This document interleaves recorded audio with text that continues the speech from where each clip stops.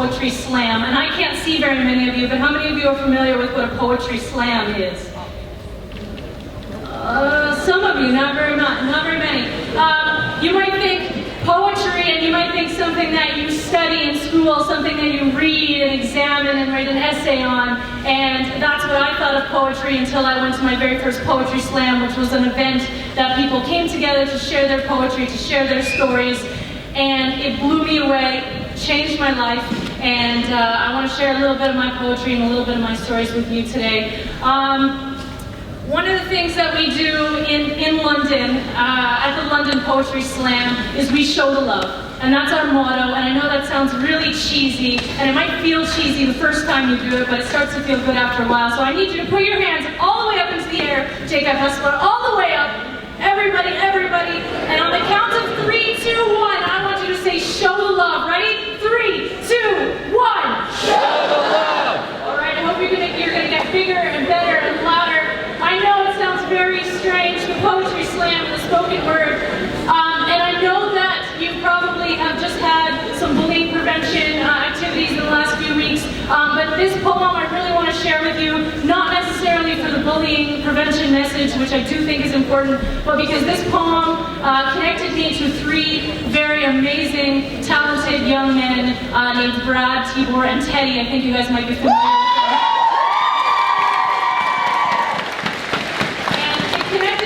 To them, and we created a video for this poem, and they did an amazing job, and I am so inspired by them and what they are doing, and I hope this event and the speakers that you hear today can inspire you guys to do whatever you want to do, whether it's filmmaking, poetry, music, or juggling on the street. It doesn't really matter, but how many of you have seen the Hunger Games?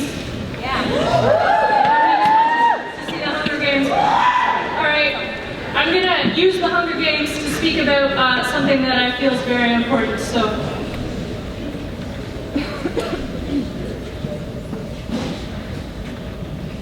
I don't understand this hunger for a book about kids killing kids. When we bear witness to these scenes of violence on a daily basis, it's true. We like to think that it all happens at a distance, that the stories jumping from newspaper headlines aren't about the heads lined up for class in the school next door. That the horrors of weapons drawn by teens are just fiction spun for screens and the victims gone to sleep eternally could never be our own sons and daughters. See, it's into movie theaters we pour, or line up outside bookstores waiting for the chance to put pages in our hands that describe a world where young people are sent away to play a game of survival. But can you not see? Our own youth fight for their lives from behind computer screens, entering cyber arenas that often become battle scenes. We fail to take notice as children clutch weapons in hand and click. Target found. Click. Insults abound. Click. Self-confidence drowns. Click. Next time no one's around. Click. 6 feet into the ground was the body of one who lost the game. Unable to remain a target forever, they take their own lives before their enemies ever get the chance. Yet we praise the young girl heroine who clutches a bow and arrow in her hands, picking off at competitors with precision. How would we feel if the weapon she brandished was a mouse? Her arrows would still find their targets. So would it be any harder for us to cheer for her if she killed her peers with a weapon we could find inside our own house? Would it be too terrible to realize that our children slay each other with words daily, insults hurled like hand grenades, cursing each other to early graves, yet we say names will never hurt you? I think maybe we should adopt the practice of lighting up our sky like a television screen, showing the bright eyes and smiling teeth of every child that's ever been erased from this earth from bullying. Do you think then that we would pay more attention if faces replaced base statistics of victims, if we saw clearly each and every face that will never wait to see another sunrise? Boys and girls who think taking their own lives is better than being hunted in hallways and online, yet we sit satisfied reading our books and ignoring the cries of children stalked like prey. Harassed for being ugly, stupid, or gay, so the real world is less like a Hunger Game and more like pure cannibalism. Bullies feed off each other. As hate spreads like a cancer, entering through the eyes and ears, then making its way to the most delicate organ of them all, which is the heart. Bitter remarks tear into lining, taunts and jeers sear through tissue until eventually the heart dies, alongside self-confidence and the hope that things will ever change. See, there's not much difference between laughter and slaughter. So when LOLs become SOSs, will we hear the cries for help, or be stuck in our own fantasy world plucked from a shelf, where kids kill kids with weapons? Don't tell me that's any better or worse than kids who kill kids with words. Thank you.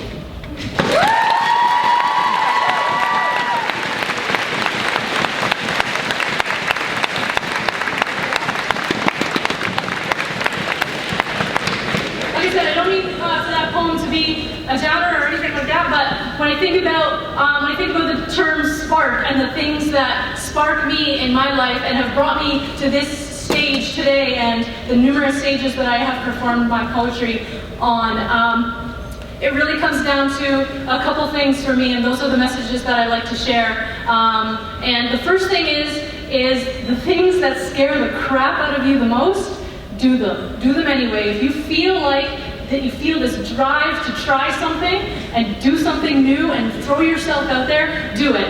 Because today I have butterflies in my stomach, but about 2.5 years ago when I stepped on stage for the first time, I had like freaking pterodactyls in there. And I had to battle through that fear of public speaking to do this art form that just called to me so badly. And the other thing, I'm going to share another poem that also holds a really special place in my heart that I performed at TEDx Waterloo. And it really hits on 3 of the things that I like to speak on when I speak to people, especially people your age. One is that it is the most incredible feeling in the world to wake up every morning and look in the mirror and be like, darn, I am freaking awesome. And it's not always easy, and you can't always do it every single day, but when you're able to do that and you're able to realize who you are is exactly who you're meant to be, and to not apologize for that and not let anybody take that away from you, it's a really important thing, and you'll hear in my next poem why that's really important for me, because I wasn't always able to do that. And the second part of the poem touches on those things in life that we can't imagine are going to happen, that sometimes cross our paths, and what we do with those things. So being able to be in a situation or have an experience that is not the best thing in the world, and being able to work through that and be supported by our friends and family, and to find the words we need to say the things that we need to get help and support ourselves and to get through those things. And the last thing is finding those environments like I have found at the Poetry Slam, to be completely and utterly welcomed and comfortable and feel like you belong somewhere. And that's essentially what this last poem is about. And I hope any of this at all sparks you in some way to find your voice, because that is what it's all about for me. So this one's called Chasing Home.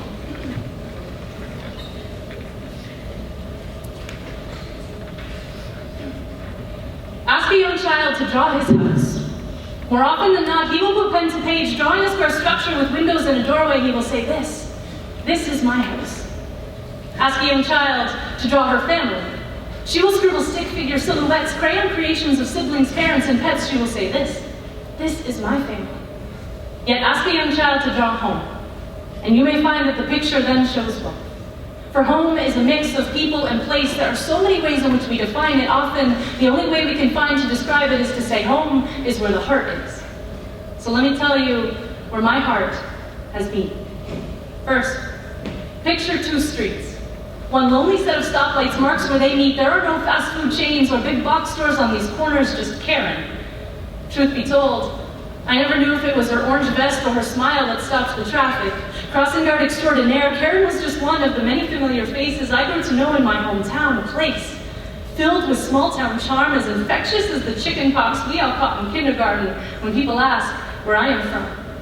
I smile shyly and reply, you probably won't know it, and it's true, because though there are some who may know my home's name, they will never know her like I do. My heart belonged to dusty forest bike trails and street hockey showdowns, to cornfields and home-cooked meals in my elementary school playground. We played made-up games because, well, there was honestly nothing else to do. But we played those games until our shadows disappeared and the streetlights called us home. I called those streets home until I started to learn their secrets and began to keep some of my own. I don't know exactly how it happened, but at some point, I fell in love for the first time. And though I'd like to say it was as perfect as a Hallmark Valentine, there are reasons beyond being 16 that this wasn't the case. For most, first love marks a coming of age, but for me, it was an inability to come out and tell anyone her name, so she and I made new homes inside our closets. Knowing small towns and words like gay fit together like puzzle pieces picked from different boxes, it was the first time I started to not feel at home in my own skin. My body became an expert at holding things in as I swallowed secrets like confessionals consumed sins. The small town I grew up in morphed into a place I couldn't wait to escape from. And so I began to dream of a new place to call home. One where I could hide in the shadows of skyscrapers, bigger than the secrets I was stockpiling in my lungs, bigger than the lies that were jumping so easily from my tongue. I wanted to shake hands with strangers who didn't care where I came from or who it was that I loved. And so I went where any small-town Canadian kid struggling with their identity would go. I packed my bags and I moved to the city of Toronto, home to people of all shapes and sizes, all colors and creeds, and you better believe I found home wandering those streets lined with shops, displaying approval not for sale but given away freely. It was right there in their storefront windows. Stickers of big old gay rings. And so I started a collection. I put a glass jar in my heart and I filled it with acceptance, examples of stickers and stories and moments that all told me it was okay to be me. And eventually I cashed in that courage, counted out exactly enough bits of bravery to say, Mom, I'm gay. Oh, and happy Mother's Day. Again, not exactly how Hallmark drew it up. But my family's words of love were like cups of hot water pouring over the fear that had kept my mouth frozen closed. And though I'd like to say this is where the story ends, I had another lesson to learn about hearts and homes. It came when I heard the word divorce over the telephone. I was 24 years old, and in that moment I learned some things when broken hurt worse than bones. I wondered, when my family fell apart, why didn't I hear a sound? I wasn't given time to prepare, to take my heart underground before the disaster hit. I was sitting in a 19th floor apartment, needing to know what had happened, but not wanting to return to survey the damage. It's funny, when I did, I almost hoped to see that the walls had caved in, or that the roof was gone. Something that could be repaired with some muscle and a toolkit, and I'm not saying these would have done the trick. But I knew the shards of hearts left shattered on hardwood floors would be so much more difficult to fix. Eventually, we did. We licked our wounds and somehow made it through, and I'm not saying there aren't scars. But what are scars but just beauty marks saying, I brought my heart to a knife fight and life may cut deep sometimes, but damn it, I'm still here. And I'm here at JHSSpark with all of you today, because I finally found home in a place I never imagined. One where people get on. Seek out a space where words and hearts are being shared. Pull up a chair and take a peek at the back corner of the room. You may find me there, pen in hand, scribbling out my next poem. Be sure to come say hello. I'll smile at you like a child and say, this is my home. Thank you guys.